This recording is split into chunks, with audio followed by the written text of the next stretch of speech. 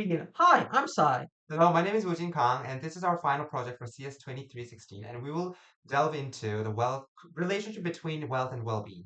So, a quick overview on our project. We're students who are part of Georgia Tech's iHouse, a unique learning community that brings together foreign exchange students and Georgia Tech students. And as we talk with our friends in iHouse, we always ask a bunch of questions like, happy here in the US or back home? And so this inspired us to dig deeper in this class and answer with data what makes people happy in a country and how are countries similar to each other.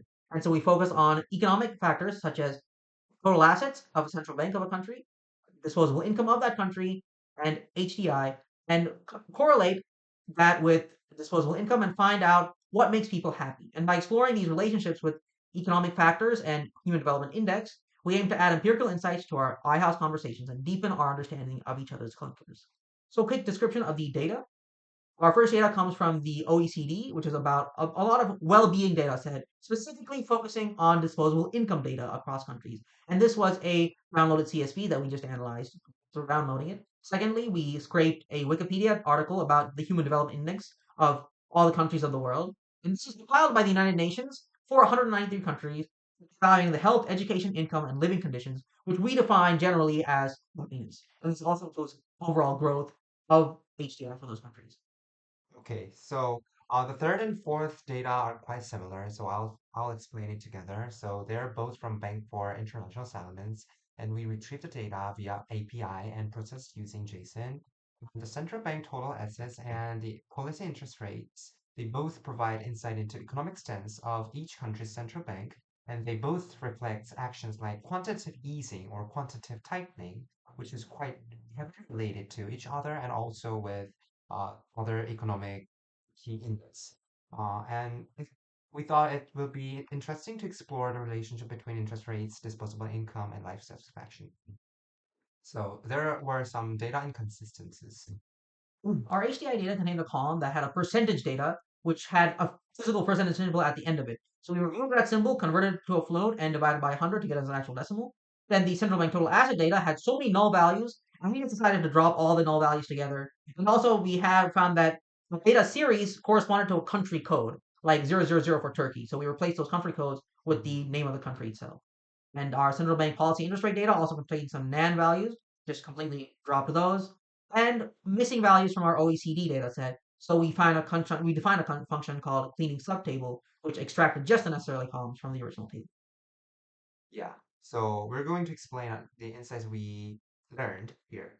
The number one is central bank total asset growth by country. We calculated the growth of total assets, and some wealthy countries like UAE and Luxembourg continue to grow, but Gabon, a relatively poor nation, has outpaced wealthier countries like South Korea or Hong Kong or Hungary, which is quite surprising. So this shows like your current HDI is not a bearing on your growth. Yes, and so this is our code, and we define some percentage change and multiply by 100. And the XM means the Eurozone here, so we convert it to Euro area. And the second insight is from interest rate dataset, and we calculated MSD, which means mean squared this Different. different similarities, and we defined a function for that. And we noticed that some similarities from Euro area and Sweden and Denmark, which is Nordic companies, Nordic Countries. countries. And we also found out Morocco and South Korea has quite big similarities. It was kind of surprising. And we could Yes, talk to our yes. And here we made some upper triangle with NP1s and flattened and sorted, and we showed the top five and bottom five similar countries. In terms of insight three, we wanted to ask, does money equal happiness? And so we found a simple correlation between HDI and average disposable income. And we found that these two factors are strongly positively correlated with the correlation coefficient of 0.7702, meaning that countries with a higher disposable income likely have better access to education, improved healthcare, higher standards of living, better HDI, better happiness overall. And this was a relatively simple code. Just what we did do, however, is merge the two data sets together, and we found that one had a two letter country code, the other had a three-letter country code. So using a Python library called PyCountry, we needed to merge those based on one unified country code. And after that, just a simple correlation function. And our fourth insight was which country is developing the fastest HDI. And so we had our HDI data set that already was sorted by HDI, but we wanted to sort it by annual growth. Which countries are growing HDI faster? And we found the fastest developing nations are actually Nauru, Haiti, Eswatini, Djibouti, and Ethiopia. These actually very, very poor countries are the ones that are showing the highest growth. Some poor countries are showing no growth at all, like Somalia and the Marshall Islands. So what we found is that geographical proximity does not influence growth. Fast-growing nations are near slow-growing ones. The growth of a country does not really have anything to do with geography. However, that's a question we can ask for ourselves for future analysis. What if our neighbor is unstable? Is that a way we can be more stable, like by absorbing their resources? Mhm. And this is our code for that. Again, also very simple, just sorting our values by the annual growth column.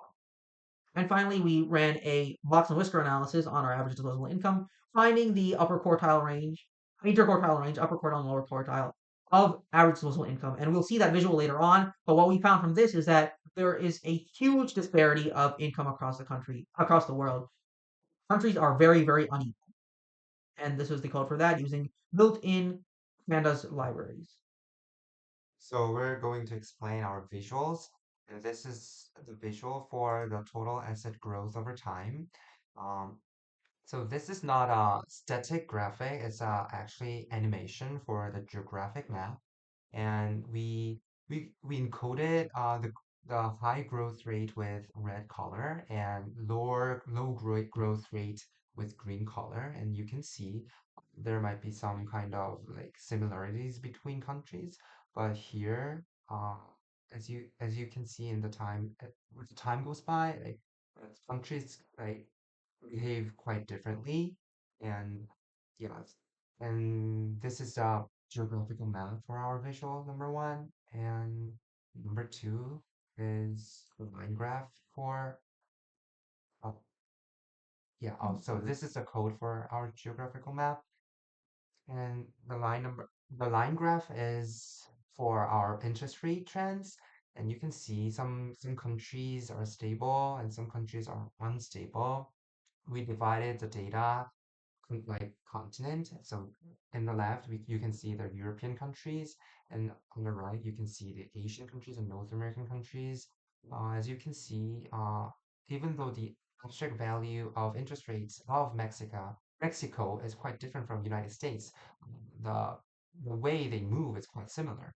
But there were some exceptions like Russia and Argentina and Turkey. So, the Russian interest rates uh, goes up really quickly after the war began.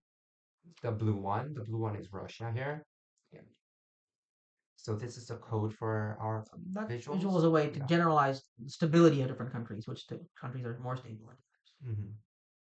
And finally, this is the box and whisker plot I was referring to earlier, where we can see how average disposable income is spread across the world. And it's a terrifying spread. Most of the data, 50% of the data, is concentrated between 25,000 roughly and 38,000 roughly. That's where things are mostly.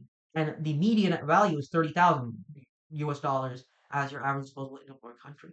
But your whiskers are humongous, meaning that there's incredible outliers out there. There are countries like the United States, Luxembourg, UAE, that are way richer than countries out here, like maybe your Gabon or your Nauru. And that's really staggering. What this is actually a frightening, frightening piece of data that the world is so, so unequal, and we need to work on bringing this spread closer together. So finally, our conclusions. Wealth and well-being are strongly positively correlated from our correlation analysis. Countries that are geographically close have similar interest rates, but there are some exceptions. That we saw Sweden and Denmark are very close, and they have very similar interest rates. And the fastest growing countries are not necessarily the ones with the highest HDI value. We saw that the fastest growing countries, like Gabon, was growing like crazy, but it has one of the lowest HDI values from our table. And the world is frighteningly unequal, with disposable incomes carrying a large spread. And also, Africa is the fastest HDI developing region by a large margin. And we learned some new skills like mean square just different similarity. We learned this in the internet and we defined a function in our code. We also learned some pie plot or a seaborn Seaborn, visualization, and we used a percentage change calculation with pandas. And we also learned how to make a geographical map animation with time series data. Yeah, and the and pie we adopted pie country. Thank thank you you. so much.